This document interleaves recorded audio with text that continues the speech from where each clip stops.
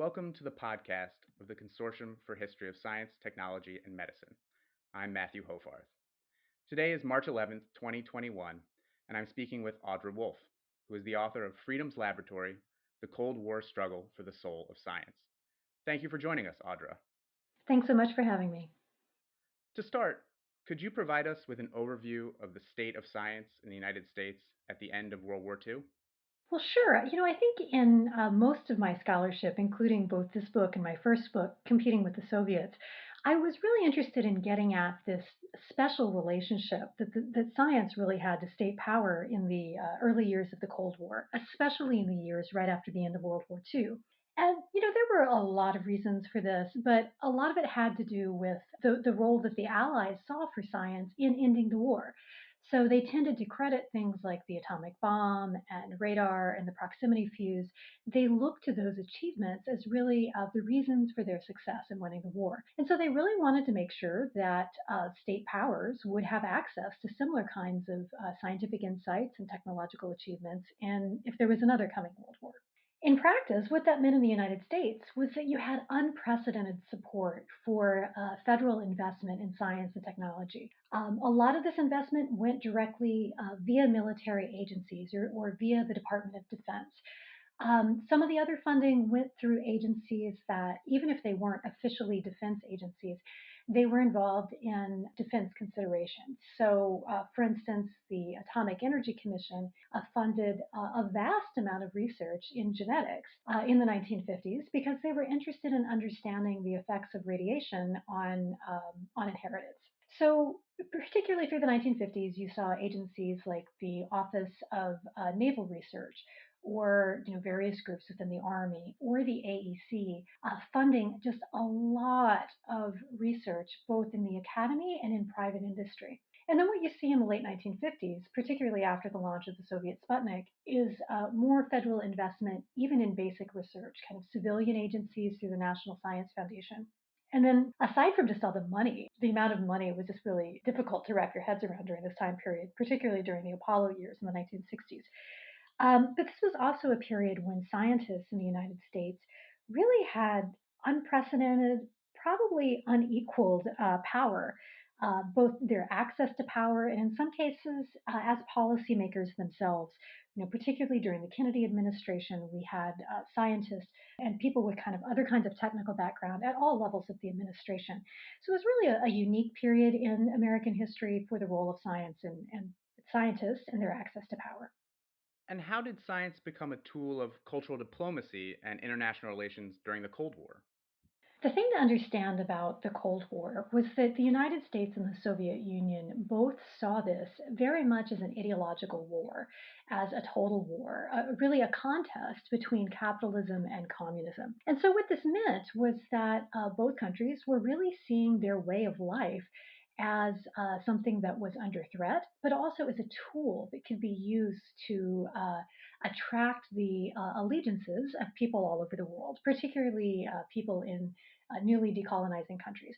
So the United States really was investing in various kinds of psychological warfare in really all areas of life, everything from arts and sport to dance, obviously economics. And science was part of this. Science, as an important part of American life, was part of these broader cultural and psychological campaigns. Now, there were other more specific reasons why science was part of these campaigns, and part of it had to do with timing, and it had to do with an American caricature of what was happening in the Soviet Union. So these psychological warfare battles were really ramping up in 1947 and 1948, and that was around the same time that in the Soviet Union, a Ukrainian agronomist by the name of Trofim Lysenko really consolidated his power over Soviet genetics. And so the timing of those two events really gave the Americans a political gift in talking about how science should operate to scientists around the world, but particularly scientists in Western Europe. And so the Americans constructed this notion, that really this caricature of what science in the Soviet Union was like. And then they tried to say that American science was the opposite of that. So according to the Americans, science in the Soviet Union was based on dogma. It was subject to political kind of litmus test. It was heavily dependent on technological solutions, really based on problem solving as opposed to abstract knowledge creation. And it was intensely nationalist. So the Americans really built a notion of science that was supposed to be the opposite of that. In the United States, supposedly science was going to be empirical. It was going to be free of politics. It was going to be focused on basic research so that you really could look at abstract knowledge as opposed to kind of technology for the people. And science in the United States was supposed to be intensely international, this idea that science has no borders. Now, what I want to make really clear is that all of these were fairly aspirational claims on the Americans' part. This was a period when the military was funding more research than at any other time. And American scientists were subject to many different kinds of loyalty tests and other kinds of restrictions on their activities. And certainly, a lot of the research that was being funded was not based on abstract research, and a lot of it was considered state secrets. But the specific image of science as being empirical, apolitical, international, and basic really became part of the American image and really part of American cultural campaigns around the world. Who were the key individuals and organizations using science for political purposes during the Cold War, and what types of activities were they engaged in? So, in the past 15 years or so, some of the most interesting work in the field of diplomatic history has really been looking at these various kinds of cultural campaigns. And a lot of that literature splits into works that focus on either overt state campaigns, so for instance, campaigns that were conducted by the State Department or by acknowledged government entities like Voice of America broadcast, while another strain of this research is really focused on covert cultural propaganda. And these might be activities that were carried out, really funded by the CIA, and in some cases actively carried out by the CIA, but without acknowledging that, and sometimes even without the knowledge of some of the people who were participating in it. Another strand of this research is really focused on private actors, groups of individuals who are involved in kind of private diplomatic campaigns. So the problem is that these clear distinctions between overt and covert, between public and private, don't necessarily map very well onto the campaigns involving science. And the most important reason for that is that if the main message that you are trying to convey is that the government is not overly involved in science in the United States, it's very difficult to promote that message in an overtly kind of an acknowledged government campaign, right? It's inherently contradictory. So, in science, even more so than in some of these other areas of cultural diplomacy, most of these campaigns were actually carried out in one kind of arm's length relationship or another. And especially after 1960, this became explicit US policy to carry out science diplomacy efforts through private organizations. One way that this worked out in the 1950s involved the State Department and its relationship with the National Academies of Science. The State Department had been attempting to establish a role through science attaches during this time period. They could be kind of informal intelligence collectors. They could also just make it easier for scientists to collaborate across borders, and they could be a resource for American scientists who were traveling abroad. But Congress didn't want to fund these science attaches because part of the attaches' jobs often involved talking with scientists who had communist affiliations. And so Congress was very skeptical of this and thought it was a security risk. So they were not, for the most part, willing to fund that work. What they were willing to do, however, was to give the State Department money that the State Department could then give to the National Academies of Science and basically contract that work out to the National Academies. So for most of the 1950s, the National Academies was doing really just nuts and bolts logistical work that you might associate with the Science Office of the State Department. They were identifying which people might be the ones who would be most appropriate to go to international conferences. They were involved in visa cases. Kind of all of these issues that you might think would be appropriate for a government agency, the National Academies was handling explicitly because they were not an official government agency. I mentioned earlier this concept of covert cultural diplomacy, some of the CIA's cultural operations. The CIA had various relationships with organizations. Some were more tightly controlled than others. So one example was the Congress for Cultural Freedom, which was basically a group of non-communist intellectuals that was receiving funding from the CIA, but often kind of pursued topics that they were interested in. They were building a lot of relationships, especially with European intellectuals. And at the other end of that spectrum, there were organizations like the Asia Foundation, which from its founding in 1954 until 1967 was basically a proprietary agency of the CIA that looked like and operated as a private foundation that worked on kind of democracy building efforts in countries on the perimeter of the People's Republic of China. So both the Congress for Cultural Freedom and the Asia Foundation had programming in science. In the Congress for Cultural Freedom, these programs often involve scientists getting together and promoting ideas about science and freedom. For the Asia Foundation, they were more interested in development programs. So a lot of their work really looks like work that USAID, another overt government agency, was carrying out in countries that were newly independent. But so the Asia Foundation was thinking about what is the role of science in furthering development? And so they were making partnerships with groups of actually private American scientists. For instance, scientists involved in textbook adaptation programs during the 1950s and 1960s to think about how we could take these emerging ideas from Americans about how science operates and really export them to other parts of the world. So these are very complicated relationships. And I think if you sit down and read my book, it's important not to get really caught up in even the specifics of is this a CIA group or is this a State Department group or is this a private group? The broader point is much more that both the private citizen scientists and these cultural diplomats or the people who are working at the State Department, all of them are invested in promoting the same idea about how science works in the United States and science's relationship with certain ideas about liberal democracy. So no matter where the check is actually coming from, they're invested in the same kinds of results and the same kinds of ideas about the relationship between science and freedom. You've mentioned a very close working relationship between the national academies and the State Department, the CIA with the Congress for Cultural Freedom. Were there any disputes or controversies between these groups that you've mentioned?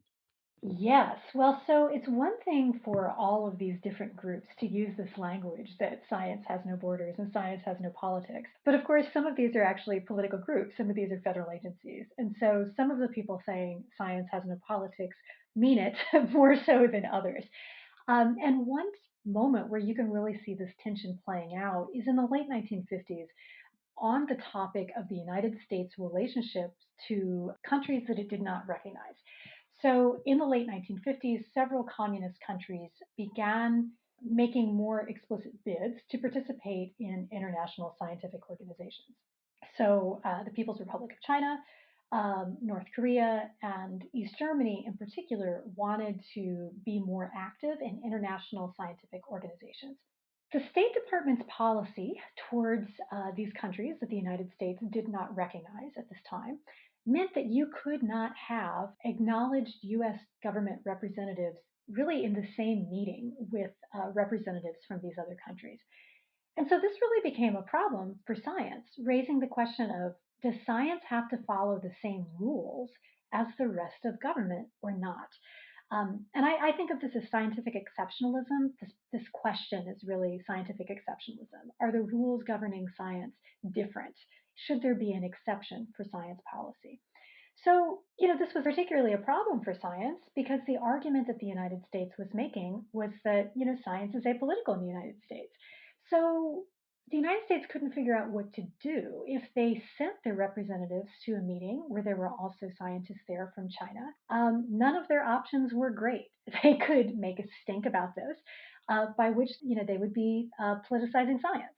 They could stop sending their own representatives to this meeting, but it was also true that the Americans were relying on these kind of gatherings for a kind of light open intelligence gathering. And so the United States would actually lose some material benefit if it stopped participating in these meetings. Or it could say, you know what, these rules don't apply to science, actually.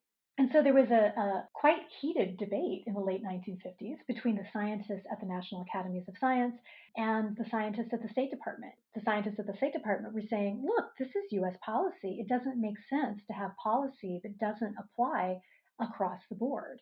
Whereas the scientists at the national academies were saying, no, no, no, no, no. If we're going to make this argument about scientific prestige and scientific cooperation and internationalism, we have to make it across the board. Now, the answers to that question have been different at different points of time during the Cold War. In the early 1950s, Congress said, no, we don't want the State Department doing this. Science isn't different. If, scientists have to talk to communists, we don't want to invest in science. We don't want to invest in scientific attaches. Whereas after 1960, there was actually an exception made for science through an arm's length relationship. So a US representative couldn't go to these meetings if their representation had been approved by, say, the State Department. But if you had the national academies kind of tap them as a representative, it would be okay. So you have these elaborate kind of sleight of hand, administrative sleight of hand, to figure out how to bend the rules just enough so that the United States could still participate in these meetings without appearing to politicize science. We have a guest question from a friend of the consortium. Here's his question. My name is Daniel Sanford, and I have a question about the Developing Scientific Minds chapter. The work of the Biological Sciences Curriculum Study Group in building new models of study to address the perceived gap in scientific education with the Soviet Union seems very similar to the current discussions about the United States falling behind China, Russia, and other nations in programming skills. Is there a clear line to be traced between the modern Learn to Code initiatives and these earlier efforts that did the same with scientific education?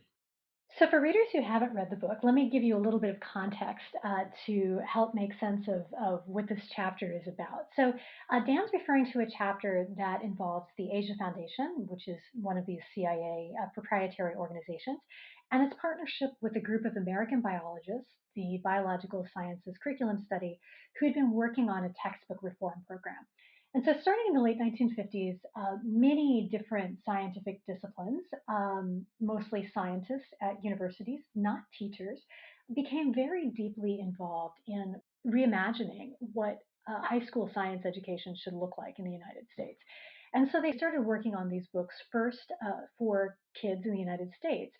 But in very short order, the groups that were interested in US cultural diplomacy, from the US Information Agency to the State Department to organizations like the Asia Foundation, were extremely interested in this idea about using these textbooks to promote American ways of thinking about science over the world.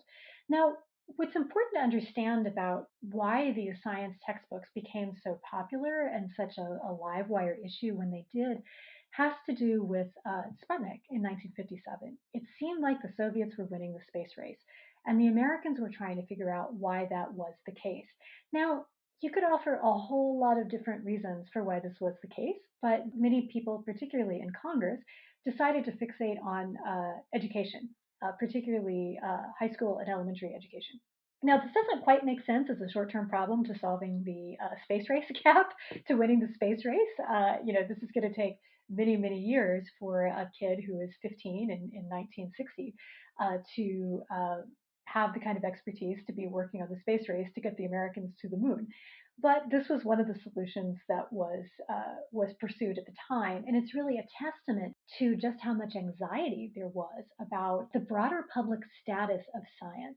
And so, in Dan's question, I hear these concerns about, are the Americans keeping up with science education in other places in the world? And one of the ways that you see this is in a very heated discussion at the moment about visas for Chinese scientists in the United States. So you see a deep anxiety about, if Chinese scientists are coming to the United States, that they must be extracting knowledge, right? Without recognizing that Americans also need access to knowledge produced in other places by other people and people of other nationalities, and that Americans also stand to benefit from collaboratory relationships. So I think my answer to this question, instead of really commenting on the specifics for programming or coding, would be to say that these notions about, are we keeping up with our competitors, are ongoing. They often go back to these ideas about kind of future generations, and our future generations learning enough. This idea that maybe there's some deficit. But it would be more helpful in general to think about the ways that scientists around the world benefit from working together, and how we can play on each other's strengths. Although the Cold War has been over for 3 decades, Has the way our scientific institutions developed during that time impacted how they operate today? So, one of the reasons that I think this period is so interesting to study in the history of American science is that so many of the institutions that are still really important in American science, like the National Science Foundation and the National Academies, really took their current shape during this time period, during the late 1940s and early 1950s. So, the language that we developed to talk about science, but especially scientific freedom, has been really dominant for really the past 50 or 60 years. Now, all that said, my answer to this question is a little different now than when it was when my book first came out in 2018. When this book came out, many scientists, when they found themselves under attack, were still reverting back to this Cold War language that science is apolitical, this language of science and freedom, that science has no politics.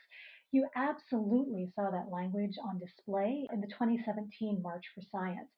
But what's happened over the past 4 years, during the Trump administration, and particularly after 2020, and the series of crises that we face, but particularly with the pandemic, is that there's been just a much broader realization that actually, yes, of course, science is political. And people may mean different things when they say science is political, but it's very hard to look at the current configuration of scientific bodies and what's happened to scientific advisory groups in various administrations and say science has no politics, because it quite obviously does. And President Biden incorporated some of this language about listening to the science into his campaign. Several scientific publications, including Nature and Scientific American, both made an endorsement in the presidential election, kind of explicitly saying, yes, science has a politics.